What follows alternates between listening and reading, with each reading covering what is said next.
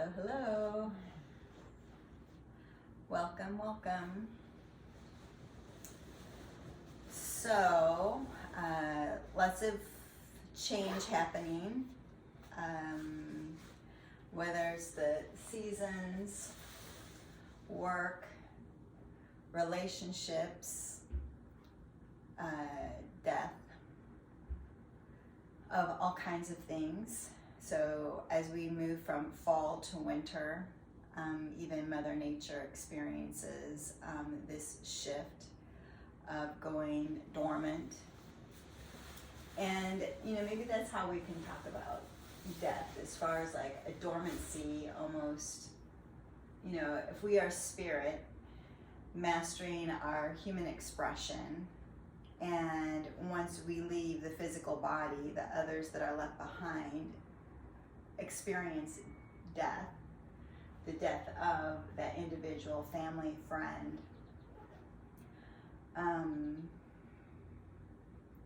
Or just a death of relationship in that form.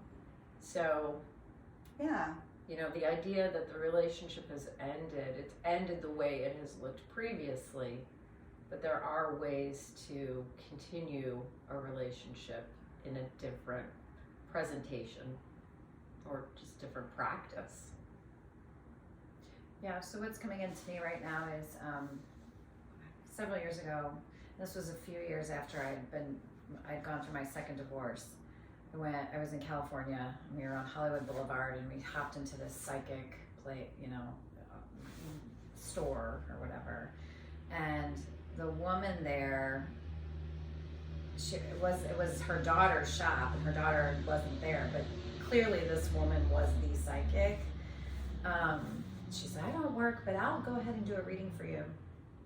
Yeah, it was really bizarre. And so she does this reading, and she reads palms and reads energy, and she said, "Oh, you wanted to die?" And I said, "No, I didn't. I've never had that emotion of wanting to die." And she said, "Yes, you did." And I left there, we did this whole clearing, and she said your heart was blocked, which it was, and she did this whole ceremony. It was great, whatever. And I kept thinking about her saying that, you wanted to die. And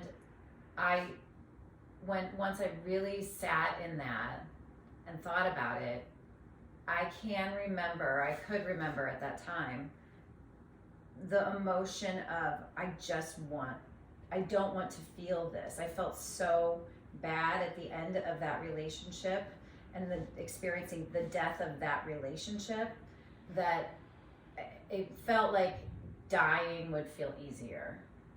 And I think, honestly, now that I can look back and I have a lot of time in between that time and now, I think I did die then. I think the person that I was, or the essence of who I was at that time, died. And I had to mourn her, and I had to mourn that relationship and the life that was created in that whole time, and honor her and love her and remember her, and then step into the new life that I was creating for myself. And so I do think that death is always a new beginning. I really do. And I think it can happen in so many ways. I think we experience small deaths our entire life, and I think we experience physical death, and we lose family members, or we lose our own lives. But I think that for me, death is something to be celebrated and honored, and it's transition, it's change, it's growth, renewal. Well, my personal set of beliefs is that I came here with a purpose and a mission, and that it is my duty to try my best to fulfill the mission that my higher self chose with spirit and my friends and my family. And so I look at, when someone dies, other than dying at their own hand, when someone dies, I'm like, you did it. That means you did it. Your mission is complete. Like, that is a celebration. And I've always known since I was really young that I was going to live a long time. Not in this boastful way, like, I'm going to live a really long time. It was just like, I'm going to live a really long time. And I think I had this knowing that, like, I had a lot I was going to have to try and work out and learn and accomplish, and that it was going to take me a while. I just knew it was going to take me a while. And so I don't fear death at all. I look at it as completion. And then it's like the idea that, you know, you're freed, and I'm going to cry because my cousin is dying right now. And, you know, just watching the way that my dad's brother is struggling with this. You know, I talked to him on the phone, and there's such a heaviness in his heart, like watching his son die and seeing the pain that is in the room. There's a lot of pain there. And to be reflecting back something that would be so rude, frankly, for me to be like, but he's going to be free. He's going to be free. This is a celebration. I don't feel like there's space to say that. And so that heaviness and the sadness, it's just like, it's sad, because I know Ed, my cousin who's dying, actually wants to die. He's been expressing this, that he wants to die. And all these people around him are in resistance to what his spirit is saying. And it's just been... And it's just like the you know, the idea of, oh, death would be easier, right? And it's that letting go of who, and I didn't die in the physical, right, but energetically, and he's doing the same thing. Now he may die in the physical. We don't know yet. I mean, miracles do happen. Well, but that wouldn't be his miracle. Like, right, literally. exactly. But his energy is able to go on. My soul in that moment chose to stay, and I let go of whatever I was that created that scenario, whatever that situation in my life, and I moved into a new timeline. But that person still continues, just like Ed will still continue. Which I know. And I was thinking about what you're saying this morning, and I was thinking about last week or 2 weeks ago when you had to put your cat down. Mm-hmm. And I was thinking about ethics related to suffering. Yeah. And why is it that when we see an animal is suffering, is it okay to aid in helping the spirit move along? But then with humans, that's not okay. Right. And I'm like, I'm struggling with that. And then I think, well, if we were in our fullest and highest expression, if I had mastery over the energy that is my soul in this earth, I guess I could choose to go at any time, but I'm not in touch with those magical superpowers, and I don't think most people are. And so in your situation, you chose, I'm going to leave that Lori and I'm going to step into this new, but I don't see that happening with, I don't know what you experienced with, you know, the woman, your dear friend. Mm-hmm. But I know that if Ed were in his full mastery of his energetic body and not his physical body, he would have stepped out and said, I want to leave this behind. But he kept, what he's been saying to me for months, I'm stuck, help me, I'm stuck. But is he stuck because of everything around, the energies around him? He's stuck for, I think, a lot of reasons. I think because they can't let go. I think he would feel guilty saying, I'm out, folks. He would, I believe, feel like he's abandoning his wife and abandoning his kids. But his body is so diminished. I mean, he literally looks like an Auschwitz survivor at this point. And he can't, as of yesterday, can't swallow. He can't use any of his body. I mean, I'm like, how can anyone look at this man and think, really hope you stick around? And she does. And I get it.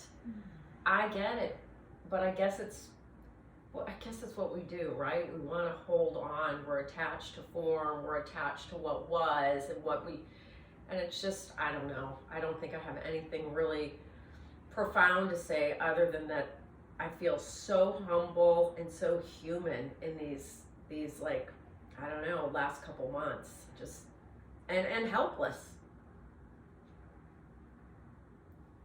Yeah, I think transition, this movement of seasons, even a season in a life,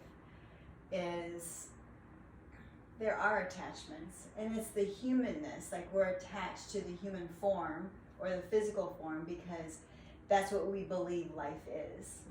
Life is this expression, this animated matter is life.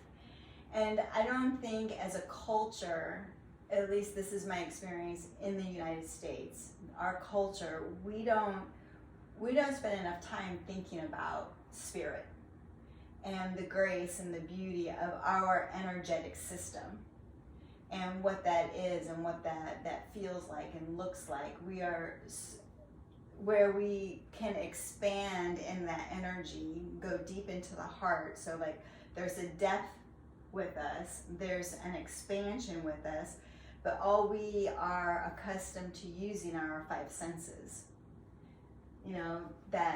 But that sense of spirit is not cultivated in our culture. And I really wish that we would, because it's during these times of transition that it would really be helpful. It would really be helpful. It would be helpful to the person or the entity or whatever that is transitioning. It would be helpful for them because there'd be so much more grace. There'd be the blessing. And then also there's not that contraction. And from what I have learned as, leaving the humanness behind, that as spirit we want to like rise as high as we can go in frequency. But if we're entangled with so many others, we can't rise as high as we truly want because we're all connected, right? Mm-hmm.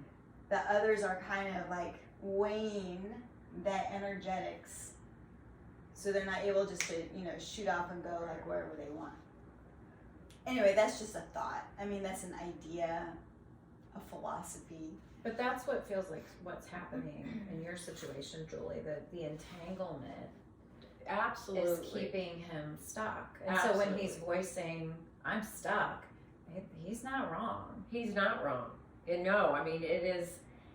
And I hope that when the time comes for me to, well, I guess I feel like I've done it with my parents, and I think I did a good job of being able to release them, knowing that wasn't the end for them, and so I wasn't, you gotta fight this. No, I was like, my mom's been suffering, my dad's been suffering, I don't want them to suffer. But on another note, related to what we're saying, I think it's interesting, our bodies, as we advance in age, are reminding us of the impermanence of our physical form.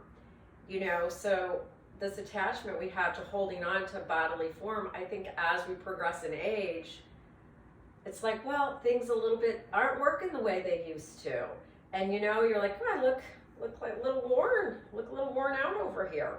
And it's a way of saying like, your time in this vessel is limited, and it's not a bad thing, and it's losing that attachment. And I think even as I've noticed lately, my lips are a little lighter than they used to be. Like my eyebrows are a little lighter, like things are kind of fading a little bit. And that's not to mean that my spirit is fading or my soul is fading, but bits of the body sort of fade into the background, and they're not quite as pronounced as they were when I was young. And I'm thinking of that in relation to the idea of disentangling with this physical form. Mm. Yeah. What is pronounced in me? Is it my eyebrows and my lips, or is it like the love that shines from me that has nothing to do with my body? Right. You know? I like that. Yeah, and religion really seems to, I know you were saying, you know, there were different expressions of people mourning the process. Yeah. And I find that, at least in my family, that the religion or the idea of whatever, religiosity, is that even a word? I don't know what that is, but that just popped right in. But it seems, at least in what I'm witnessing, to create walls and barriers rather than closeness and like really getting in and you know what I'm saying? And something that is supposed to be an expression of wholeness, holiness is wholeness, feels so fragmented when I watch it. It feels so rote. I don't know. What did you experience, Jules? Well, like, so with my friend, what I experienced with her family was just how people grieve differently. You know, some hold on to the religious aspect and the teachings and what to do to support that spirit to transition.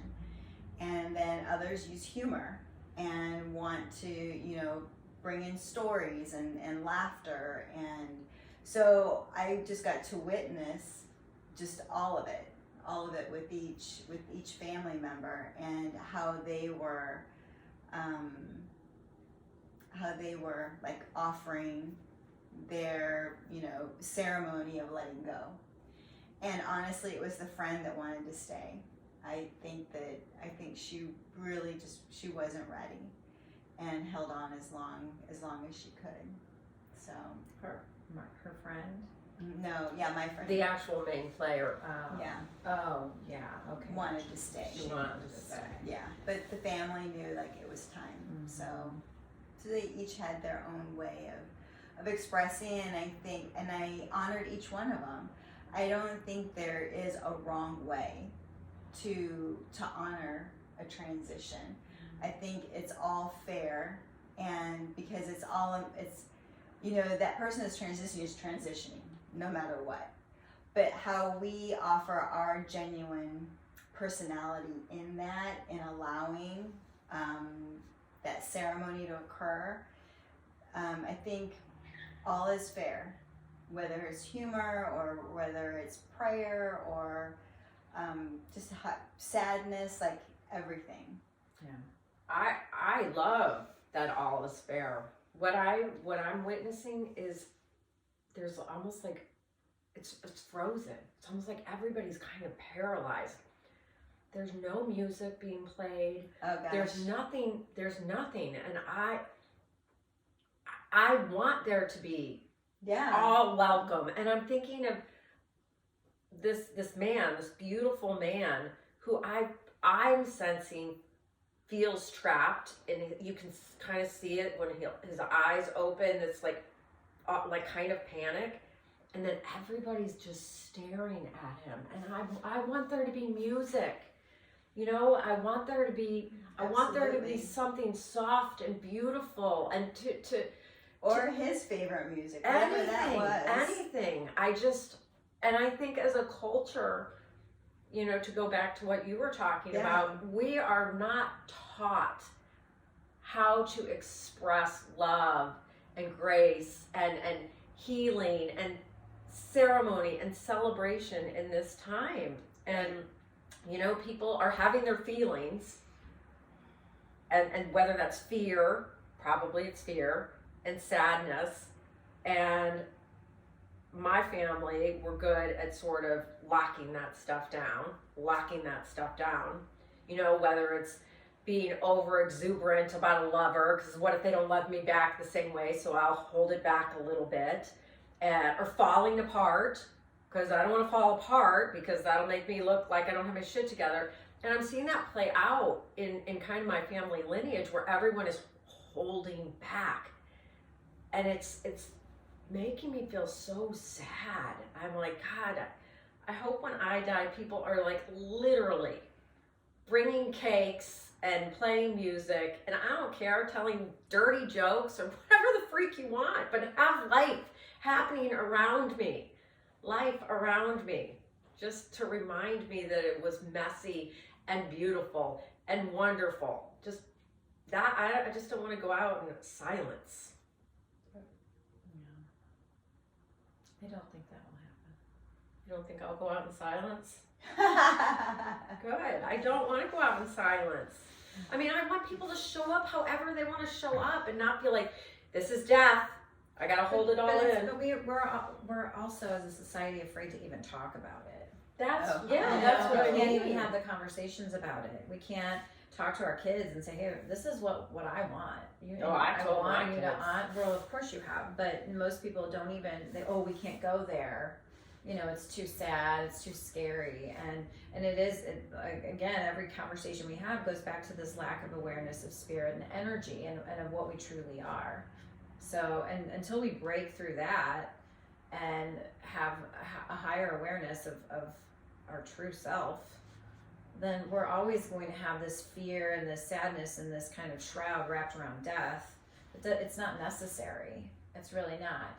I had a friend recently whose daughter died unexpectedly, 16 years old, seizure in the middle of the night, died the next day at the hospital. And I went to the wake, and it was an absolute celebration of her life, and so many beautiful things. And she does this thing where she loved coffee, this girl, and so they have these little cups made and koozies made of to remind you in the morning when you're having your coffee, and the first thing to think of her, and little blue butterfly charms that they gave out to everyone. And there was fun music playing and slideshow and beautiful, they had a beautiful butterfly kind of papier mache thing made, and flowers, and it was so beautiful. And her mom, day one after that funeral, her mom almost every day shares pictures of her and shares her joy of her life. And that's a testimony to her mother. Oh, her mother is amazing, and still has continued on. I mean, has not shut her life down. She still celebrates life. They went on a trip not too long after. They go to Mizzou games and do all the things that they love to do as a family, and they haven't stopped living. Which is the way it is meant to be. Mm-hmm. And I guess for anyone who's listening, I would maybe invite you to think about how you want it to look for yourself. I have in my mind imagined how it's going to look for me. I'm going to be in Exuma. I'm going to be tooling around on my golf cart. And then one day I'm going to be like and job well done. And I'm going to go to bed. And then I'm just not going to wake up. I hope that's how it plays out. And I've told my kids I would literally want to be cremated and sprinkled into the ocean. And I'm going to have money set aside so that they can all fly down there and I'll have a lovely vacation, and nobody needs to stress that mom died. This isn't going to, bankrupt anybody. And I want them to tell stories and have fun. And we've had the discussion. They're like, I know, Mom, we don't even want to talk about it. But I don't know. I guess to me, the idea of having everybody, pay a bunch of money to put my body, that's not even me, in a box and put me underground in this dramatic way and then scoop a shovel full of dirt on top of me, that didn't seem okay. So I was like, I don't like that. So I don't know. Have you guys thought about it? I would love to, if you have anything in the comments, or if you've seen some beautiful and unique ways of celebrating the end of life. I just think it'd be a great way to kind of get that dialogue started.